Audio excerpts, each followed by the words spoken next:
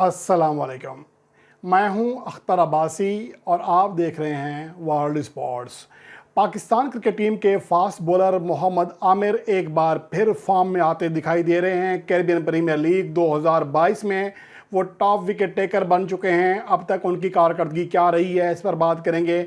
और इसके अलावा हालिया अरसे में ख़ास तौर पर जो गुज़श्ता 2-2.5 साल गुजरे हैं उसमें मोहम्मद आमिर की कारकर्दगी वैसी नहीं थी जैसा कि होना चाहिए थी, जिसकी वजह से हम भी ये कहते थे कि उनकी कारकर्दगी में वो तसलसल नहीं है जिसकी बुनियाद पर हम उसकी ये फेवर कर सकें कि वो पाकिस्तान टीम में आए। लेकिन अगर वो ऐसी कारकर्दगी दिखाते हैं तो ना सिर्फ हम बल्कि आम शायकीन क्रिकेट और मीडिया एक बार फिर प्रेशर बढ़ाएगा पाकिस्तान के सिलेक्टर्स पर, इवन के मोहम्मद आमिर पर। और मोहम्मद आमिर भी अपनी रिटायरमेंट का ऐलान इसलिए नहीं वापस ले रहे कि उन्हें यकीन है कि उन्हें पाकिस्तान टीम में मुंतखब नहीं किया जाएगा। एक तो उनकी अपनी ज़ाती परफॉर्मेंस अच्छी नहीं है और दूसरा पाकिस्तान क्रिकेट बोर्ड में जो मौजूदा पॉलिसी है रमीज़ राजा की वजह से शर्जील खान भी नहीं खेल रहे और मोहम्मद आमिर को यकीन है कि उन्हें भी नहीं खिलाया जाएगा। इससे पहले जो मोहम्मद आमिर के बयान थे वो बहुत ही गैर संजीदा थे। कभी मिसबाउल हक पर इल्ज़ाम तो कभी वकार यूनुस पर इल्ज़ाम, कभी बहरहाल रमीज़ राजा के हवाले से उनके अच्छे अल्फाज नहीं रहे।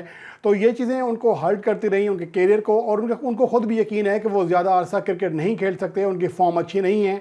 लेकिन कैरिबियन प्रीमियर लीग 2022 में अब तक उनकी जो कारकर्दगी सामने आई है वो इंतहाई शानदार है। उनकी जो बेस्ट कारकर्दगी रही है अब तक टूर्नामेंट में, वो गुज़श्ता मैच में भी अच्छी कारकर्दगी दिखाई। गो के 15 रन्स देकर 2 विकेटें हासिल की और कीमती विकेटें थी।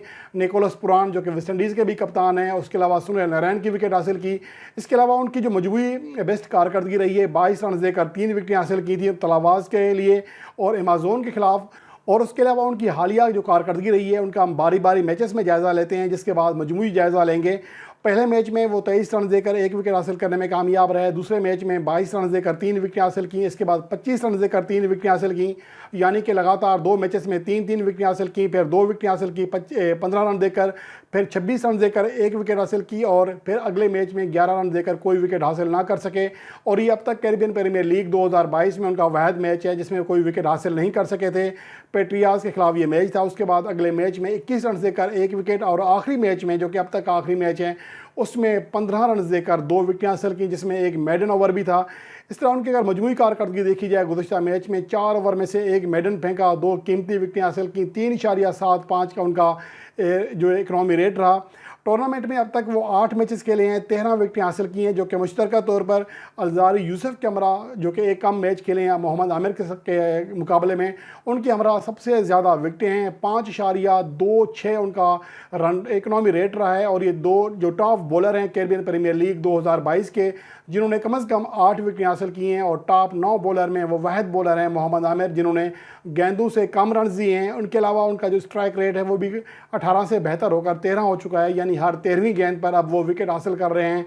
तो इस हवाले से देखा जाए तो उनकी कारकर्दगी में एक बेहतरीन जो चीज़ें हैं वो सामने आ रही हैं। अब उनकी कारकर्दगी एवरेज के अतबार से भी, इकनॉमी रेट के अतबार से भी और स्ट्राइक रेट के अतबार से भी बेहतर हो रही है। इससे पहले वो मुसलसल 4-5 मैचेस में विकेट लेस रहते थे, जिसके बाद जाकर 1 विकेट मिलती थी उनको, जिसकी वजह से उन पर उनकी जो सपोर्ट थी वो कम हो गई थी। लेकिन जिस तरह वो कारकर्दगी दिखा रहे हैं, अगर इस तरह की कारकर्दगी वो आगे दिखाते रहे तो यकीनन वो उनका दबाव बढ़ जाएगा और पाकिस्तान टीम में आने के हवाले से खुद वो भी सोचेंगे, क्योंकि फ़िलहाल तो उनकी अपनी कारकर्दगी अच्छी नहीं है। वो खुद भी जानते हैं कि मेरी कारकर्दगी इस काबिल नहीं है कि सिलेक्टर मुझे फौरी तौर पर पाकिस्तान टीम के लिए मुंतखब करेंगे। लेकिन अगर कैरिबियन प्रीमियर लीग 2022 जैसी कारकर्दगी आइंदा आने वाले सीज़न में, ख़ास तौर पर पाकिस्तान सुपर लीग में, अगर वो ऐसी कारकर्दगी दिखाने में कामयाब रहे तो फिर बहुत ही ज़्यादा उनके लिए मुश्किल आसान हो जाएगा पाकिस्तान टीम में आना, और सेलेक्टर्स के लिए बहुत ज़्यादा मुश्किल हो जाएगा उन्हें टीम से बाहर रखना अगर वो अपनी रिटायरमेंट वापस लेते हैं तो।